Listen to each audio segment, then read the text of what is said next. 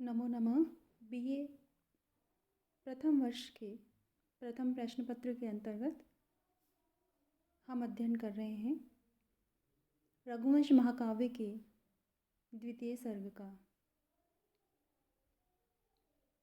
मैं डॉक्टर मधु शर्मा, व्याख्याता संस्कृत, राजकीय कन्या महाविद्यालय 12। प्रस्तुत महाकाव्य में हम अध्ययन कर रहे थे राजा दिलीप संतान प्राप्ति की इच्छा से नंदिनी गौ की सेवा में तत्पर हैं। नंदिनी गाय ने राजा की परीक्षा लेनी चाहिए और एक मायावी जो सिंह है उसने गाय पर आक्रमण किया। राजा द्वारा बाण चलाने का प्रयास किया जा रहा है सिंह पर नंदिनी गाय की रक्षा हेतु। तो राजा का जो हाथ है वो गतिशील नहीं हो रहा है, स्थित रह गया है। उसी का वर्णन करता हुआ कवि कहता है, वामेतरस्य तस्य करः प्रहर्तुं नख प्रभाभूषित कंकपत्रे सक्तांगुली सायक पुंखे एव चित्रार्पितारब्ध इव अवतस्थि। अन्वय इसका, प्रहर्तु तस्य वामेतरः करः नख प्रभाभूषित कंकपत्रे सायक पुंखे एव सक्तांगुली चित्रार्पित आरंभ इव अवतस्थि। अर्थात शब्दार्थ हैं प्रहर्तुम, प्रहरणशील, प्रहार करने वाले। तस्य राजा दिलीप का, वामेतरः कर अर्थात वाम हाथ से भिन्न हाथ अर्थात दाहिना हाथ। नख प्रभा भूषित कंक पत्रे, नखों की कांति से जिसके कंक पत्र सुशोभित हो गए थे। कंक नामक पक्षी के पर जो बाड़ के मूल भाग में लगे हुए थे। सायक पुंखे एव, बाण के मूल भाग में। सक्ता उंगली सन, चिपकी हुई उंगलियों वाला होकर। चित्रार्पित आरंभ इव, मानो उसके बाण निकालने का जो ये प्रयास है वो चित्रांकित कर दिया गया हो, अर्थात स्थित रह गया हो। व्याख्या है इसकी, प्रहरणशील, प्रहार करने वाले राजा दिलीप का दाहिना हाथ। किस प्रकार है दाहिना हाथ? इसी के विशेषण हैं कि नखों की कांतियों से सुशोभित कंक पत्र वाले बाण के मूल प्रदेश पर ही चिपकी हुई अंगुलियों वाला हो गया, मानो राजा का बाण निकालने का जो ये प्रयास है वो चित्रांकित कर दिया गया हो। इस प्रकार उनका जो दाहिना हाथ है वो स्थित हो गया।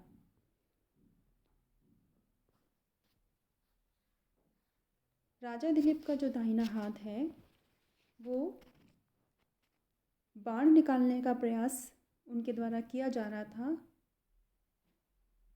वो प्रयास निष्फल हो गया।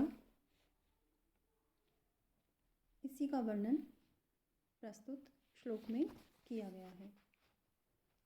व्याकरणात्मक टिप्पणी में हम लिख सकते हैं, जैसे प्रहर्तु आया है इसमें, तो प्र उपसर्ग ह्री धातु त्रिच प्रत्यय। अर्पित,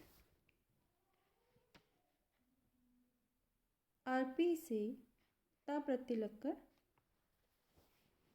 री धातु है, ऋजंत अर्पी बनकर त प्रत्यय लगकर अर्पित बना। आरंभ आ उपसर्ग रप धातु घ प्रत्यय। अवतस्थि, अव उपसर्ग स्था धातु लिट लकार आत्मनेपद का पद है ये, प्रथम पुरुष एक वचन।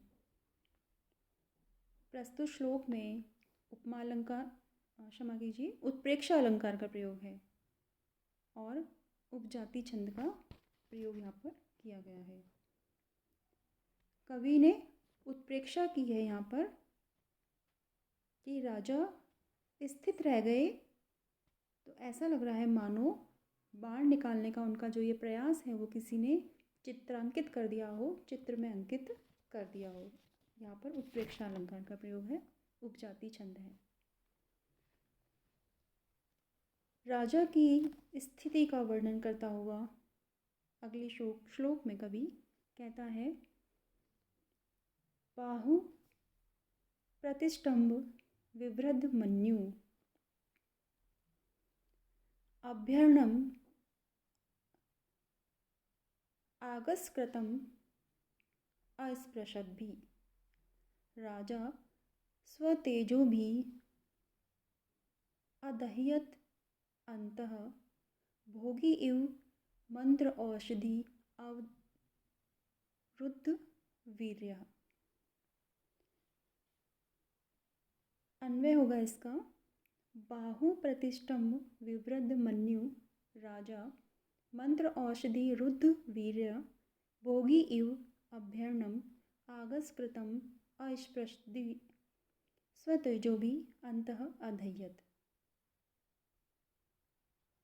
बाहु प्रतिष्ठम भुजा के स्तब्ध हो जाने पर, अब विवृद्धि मन्यु जिनका क्रोध और अधिक बढ़ गया है, ऐसे राजा दिलीप।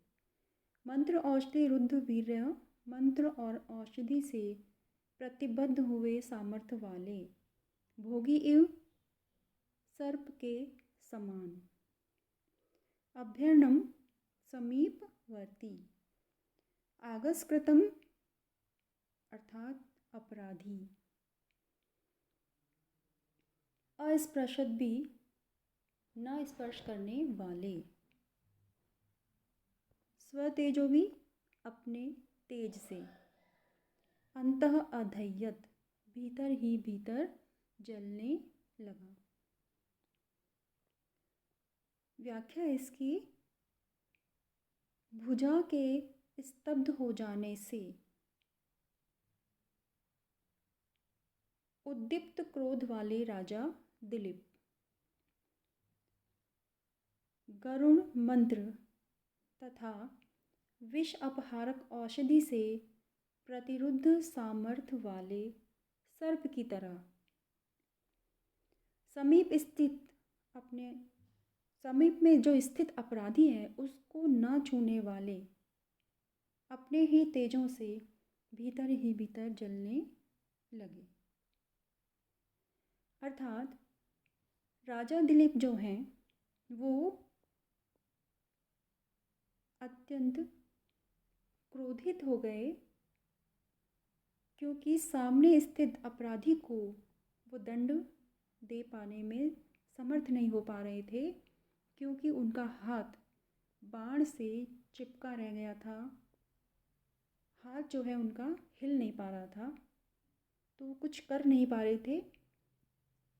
तो जैसे कोई सर्प जिसको मंत्र और औषधि से जिसका सामर्थ्य रोक दिया गया हो, ऐसे सर्प की तरह राजा दिलीप अंदर ही अंदर अपने तेज से जलने लगे।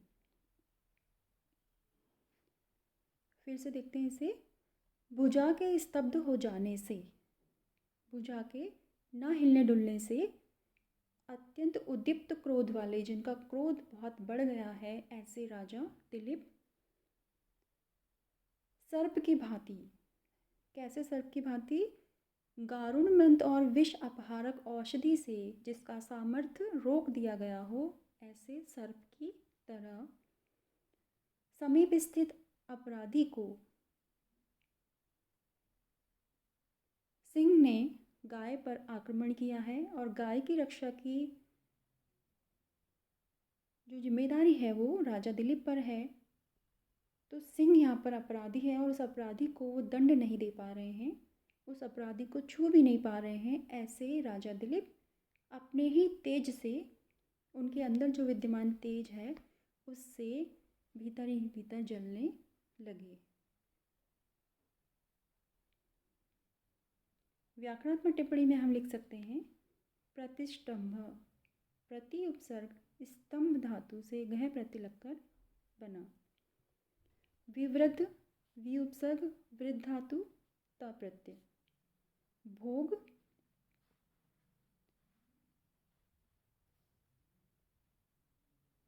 भुज धातु त प्रत्यय। रुद्ध, रुद्ध धातु त प्रत्यय। इसी प्रकार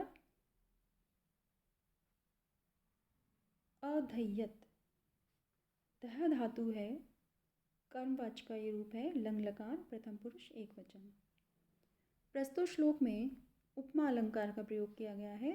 राजा को सर्प की उपमा दी गई है और उपजाति यहाँ पर छंद है।